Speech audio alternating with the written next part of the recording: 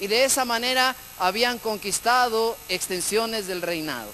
Y habían tenido paz. Y su pueblo no tenía hambre. Se sentaban a la mesa redonda, platicaban y resolvían los conflictos y los problemas. Y el rey Arturo era famoso por sus virtudes, tenía un buen corazón. Y él compartía con sus caballeros al mismo nivel. Después se levantaban de la mesa redonda, se ponía su corona y vivía su reinado. Y era respetado y tenía una ciudad o un castillo llamado Camelot. Y en esta historia es algo interesante. Siempre hay un malo de la película, ¿verdad? No sé, ¿usted se ha sentido así en casa? De repente en la película siempre hay uno que la hace malvado, el villano. Por ejemplo, las novelas no funcionan si no hay un villano que valga la pena. El que le hace la vida imposible siempre a los buenos, a los enamorados, el villano. Y en esa historia, el rey Arturo tiene un enemigo que no quiso vivir en la justicia, en la verdad y en la paz, en la fidelidad. Y era de los caballeros de la mesa redonda, pero no comulgaba con lo que quería el rey Arturo. Este hombre era ambicioso, quería poder y dominio y tenía envidia de Arturo. Se alejó y formó su propio ejército y tenía su reinado. Y en la película es interesante, cuando ves a Camelot, bueno, es una ciudad hermosa, llena de luz, la gente está feliz. Y ves al villano, al que se había ido, al que era caballero de la mesa redonda, también había pertenecido con Arturo. Y ves su reinado, es un lugar oscuro, piedra, no hay vida, hay unas cuantas antorchas y está enojado. Y la película tiene esa trama. Él quiere atacar al rey Arturo y quiere meterle la envidia y le manda un espía. Y bueno, ahí después hay una traición para él y aparentemente hay un momento en el que él tiene que decidir y entregar la vida. Y el rey Arturo en esa película es capaz de entregar la vida y su reino por su pueblo. Y eso a mí me conmovió. Y un rey tiene que vivir eso, su amor por su pueblo, dar la vida por su pueblo. Arturo estaba decidido a entregar su corona y a entregar su vida para que su pueblo viviera como él había soñado siempre y lo había logrado. Pero este villano logró meterse hasta Camelot y logró tomar el control y empezaron la guerra. Pero gracias a Dios, el rey Arturo se levanta, le ayudan y empieza una gran batalla. Y vencen al villano. Y vuelve la paz. Qué bonita historia, ¿verdad? Está bonita. ¿Y cómo está nuestra vida? ¿Cómo está nuestra familia? ¿Quién está reinando en tu hogar? Para eso entendamos primero que un rey es importante que guíe a su pueblo. Y en la historia de la salvación, tenemos que ver qué estaba pasando para la venida de Jesucristo. En la historia de la salvación hay una preparación para que Jesucristo venga como rey y establezca su reino entre nosotros.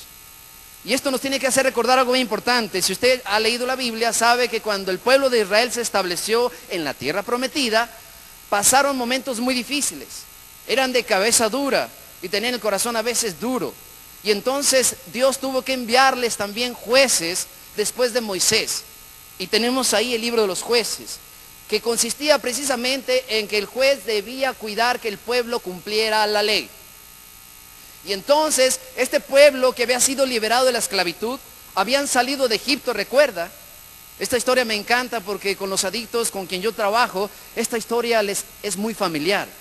Ser liberados de la esclavitud de Egipto y llegar a la tierra prometida. Yo les digo a ellos que la tierra prometida es la sobriedad y hay que conquistarla, y no es fácil porque llegar a la tierra prometida implica encontrarse con gigantes.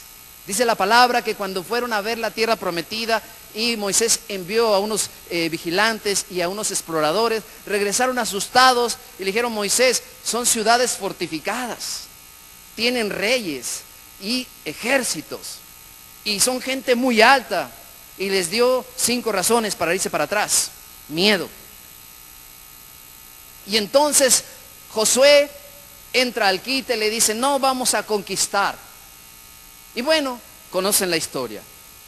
Por el poder de Dios conquistaron la tierra prometida y se establecieron. Pero siempre estaban peleando por conquistar ese territorio.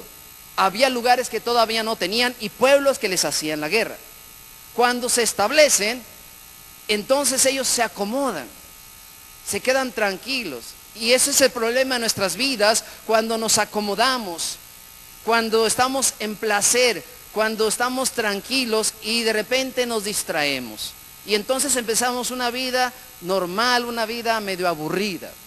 Pero bueno, ya se habían establecido, ya no había guerra, estaban en paz, aunque seguían en la conquista.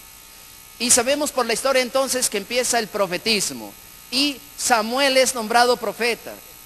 Es llamado por Dios desde pequeño porque la tarea de los jueces ya había terminado. Y entonces empieza el profetismo, los profetas.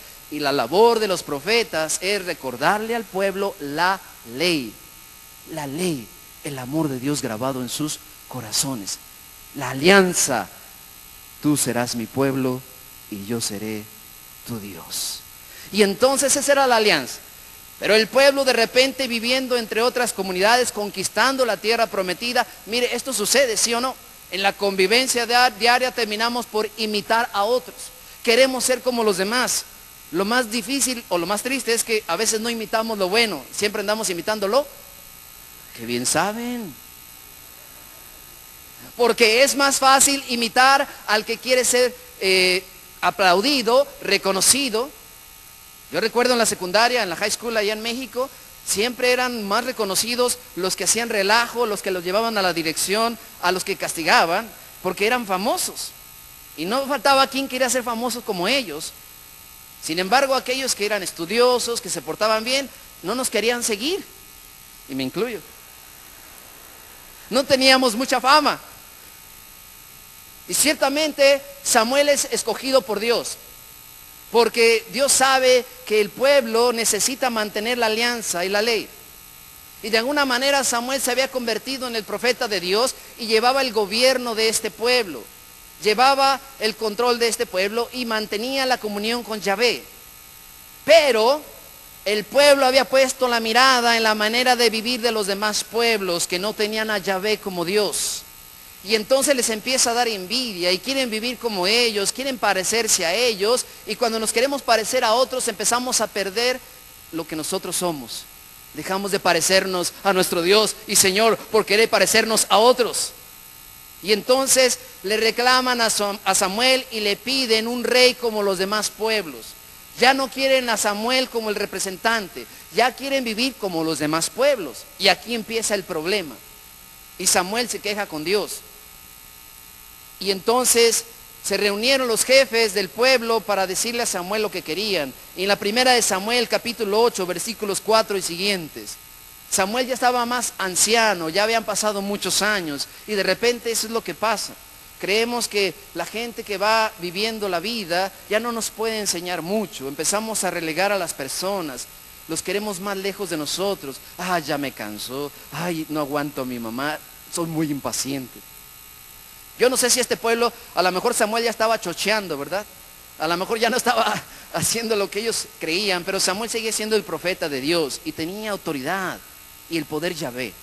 Pero este pueblo había visto otros pueblos que tenían sus reyes y cómo vivían y ya se habían acostumbrado y estaban perdiendo lo que los hacía ser el pueblo de Dios. Yahvé como el rey de sus vidas. Y entonces, ¿qué sucede? Se reunieron los jefes de Israel y fueron a Ramá donde estaba Samuel y le dijeron, mire el reclamo, tú ya estás viejo y tus hijos no siguen tus ejemplos. ¿Les suena algo similar? Tus hijos no siguen tus ejemplos. Pues bien, danos un rey para que nos gobierne como hacen los reyes en los demás países. ¿Qué tal, A veces eso sucede. Nos cansamos en la vida diaria y queremos nuevas aventuras.